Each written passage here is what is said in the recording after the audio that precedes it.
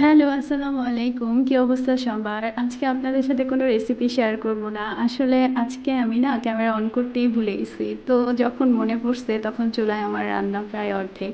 তো যাক যখন মনে পড়ছে তখনই সাথে, সাথে ক্যামেরা অন করে ভাবলাম যা আজকে রান্না করছি তাই আপনাদের সাথে শেয়ার করি। তো দেখতে পাচ্ছেন একটা চুলায় আমার গরুর মাংস বসানো আর আরেকটা চুলায় পালং শাক বসায় রাখছি। তো আজকে গরুর মাংস দিয়ে আলু দিয়ে ঝোল করব মাখা মাখা করে, আর পালং শাক দিয়ে ডাল দিয়ে রান্না করব, আর ছোটো মাছের চচ্চড়ি করব। তো ভাবলাম এটাই আপনাদের সাথে শেয়ার করি, যেহেতু প্রথম থেকে ক্যামেরা অন করতে ভুলে গেছি। তো এখন আপনাদের সাথে যা রান্না করতেছি তাই আপনাদের সাথে শেয়ার করব। তো দেখতে পাচ্ছেন এখানে আমি আলু দিয়ে দিছি গরুর মাংসে। তো আমার বাসায় না দুইজন আলু লাভার আছে, ওরা খুব আলু পছন্দ করে। তো গরু মুরগি যাই রান্না করি না কেন আলু দিতেই হয় ওদের জন্য। তো আলুটা ওরা খুব পছন্দ করে দেখে আমি সবসময় মাংস রান্না করলে আলু দিই।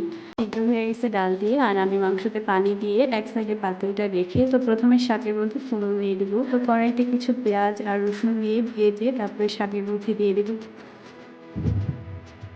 আর পালং শাক এমন একটা শাক, এটা কিন্তু অনেক রেসিপি হয়। আর আমার চ্যানেলে 2টা রেসিপি আছে, আপনারা চাইলে দেখে আসতে পারেন। পালং শাক দিয়ে কিন্তু গরুর মাংস রান্না করলে অনেক মজা হয়, আমি তো খাইছি। আপনারা যারা এখনও ট্রাই করেন নাই অবশ্যই ট্রাই করবেন, সত্যি অনেক মজা হয়। তো আমার শাক রান্নাটা প্রায় শেষ, আর এখন আমি গরুর মাংসটা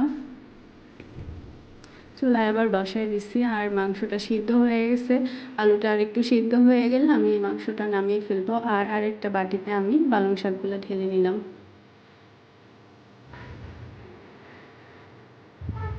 এভাবে ডাল দিয়ে রান্না করলেও কিন্তু অনেক মজা হয় পালং শাক। আর এখন আমি রান্না করব ছোটো মাছের চচ্চড়ি। তো এখানে 5 মিশালি ছোটো মাছ আছে।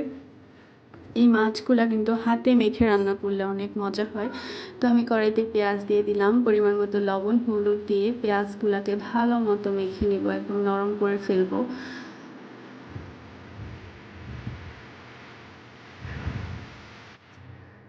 আর এখন এক এক করে সব মশলা দিয়ে দিলাম, রসুন বাটা জিরা বাটা মরিচের গুঁড়া ধনিয়া গুঁড়া আর মরিচ ফালি করে দিলাম।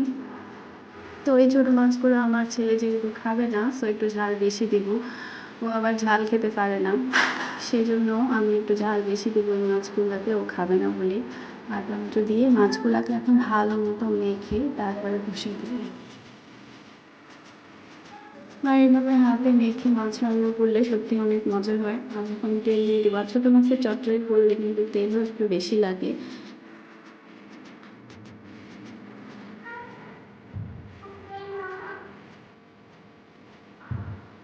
এখন পরিমাণ মতো পানি দিয়ে মাছটাকে ঢেকে দিলাম। আর এদিকে আমার গরুর মাংস রান্নাটা কিন্তু কমপ্লিট, সুন্দর কালার হয়েছে তাই না?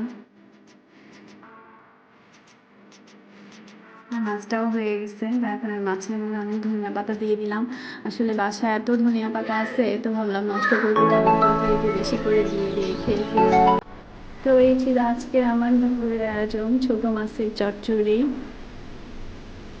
সালাদ, পালং শাক দিয়ে ডাল দিয়ে আর গরুর মাংস। তো সালাদ 3টা নিয়ে পাঠিয়ে করে ফেলছি। তো আজকে আমার রান্নার ভিডিও আপনাদের কাছে কেমন লাগছে অবশ্যই জানাবেন, লাইক কমেন্ট শেয়ার করবেন আর সাবস্ক্রাইব করে পাশে থাকবেন। আল্লাহ হাফেজ।